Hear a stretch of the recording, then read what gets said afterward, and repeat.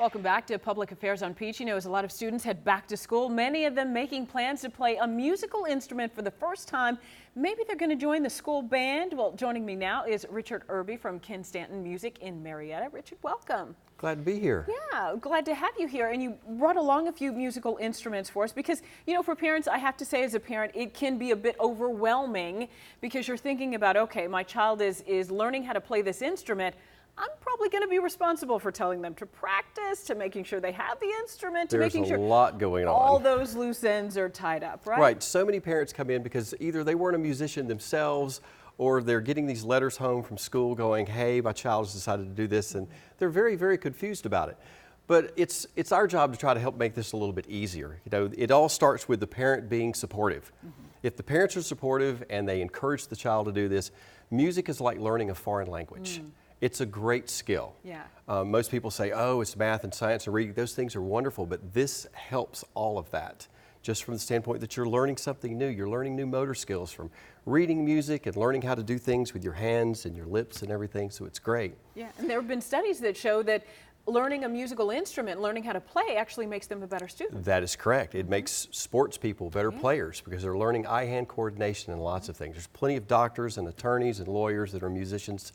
That's where they got started. Now, a lot of parents may wonder, okay, should I invest the money in buying an instrument, you know, especially when we're talking about one that can be carried in a case, small handheld. Right. When is the right time to buy? When should parents rent? Well, I always recommend to parents, children love to change their mind. It's the greatest thing in the world. Today they want to play an instrument, tomorrow they want to play soccer, and the next day it's a basketball thing.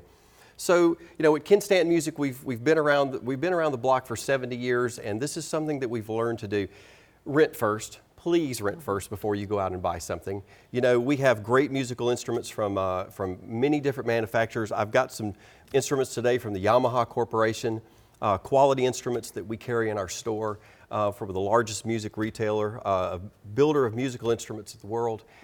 But rent first, because you have so many options when you do that. Our plans are great, they're easy. It's low cost to get invested. Try it. You know, get a couple of months in and let's see how the student's doing. Kind of ease into that, that, and right? then because, you know, you don't want to just drop a lot of money. I tell parents a lot of times, think about it. You're getting a great instrument and you're putting it in the hands of a fifth or sixth grader or something like that. We see what they do to their book bags, okay? Exactly. They're going to sit it on the ground. They're going to leave it somewhere at the bus stop, and we hope that they don't do that. But the thing about it is if you rent first, you get in it a few months down the road, you see this is what they truly love and the passion's there, then we always encourage you, go find a good quality instrument that you can get, and that way, you know, you're investing in that child. And that's the biggest thing that a parent can do. You know, if a parent's not behind you, and they're not showing up for your concerts, and they're not helping out in the classroom, and they're not going, hey, have you practiced today? Have you done your homework today? That's where it all starts. It has to start there. Yeah, because really that shows not just the parent's interest in it, but that kind of spawns the child's excitement for it, right? Too. Oh, it does. You sit down, you know, I learned to play piano when I was younger. I never did like to practice. That's where I fell off.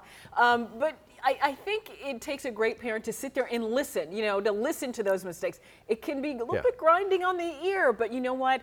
In the end, it pays off. It does pay off. You know, there's a lot of beginning kids in the state and around the country that are starting right now, and I walk in a lot of band rooms on a daily basis and a lot of orchestra rooms, and I hear sounds and I go, I don't know how you do this. Yes. You know, I just don't know how you listen to these crazy squeaks and squawks and things like this day in and day out. But if the passion is there and they practice, they're going to get better. And if you're sitting at home going, hey, why don't you pull your book out? Let me hear where you are today, and let me hear where you are in a couple of months, and continue to push them to do this, because this is a wonderful thing. I have the greatest job in the world. Oh, you do? I have the greatest job in the world. I work with great people. I'm blessed to be with Ken Stanton Music for all these years, and I get to help kids find a passion, a passion that they're going to take with them for the rest of their life, because this is something. You commented earlier that you played the piano when you were younger. I guarantee you, if you went and sat back down, you would remember something that what you did. Maybe two keys. But I can tell you this. I can tell you this. My daughter took piano lessons for a long time. My proudest moments were going to her recitals. I mean, I was in tears when she was able to get through, you know, the full song perfectly, Right. no mistakes, you know, a little standing of it. My proudest moments, honestly. And if you don't think they're looking for you sitting in the audience, you're completely wrong, because they are. They're sitting up there on that stage, or they're sitting out in that gym in their chair, and they're going, looking around for family and friends, wanting to know that you're there. You could be their biggest fan. That's Richard, exactly right. Thank you so much. We appreciate you. Thanks for having me. Yeah, thank you for coming in. And we do want to thank all of our guests today. And thank you, too, for joining us this morning. If you have a topic you'd like to see us cover, let us know. Send us an email to publicaffairs@cbs46.com. And be sure to like Public Affairs on Peach on Facebook. We're posting our upcoming episodes and asking for your feedback, too. Make sure you join us for another edition of Public Affairs on Peach next Sunday morning.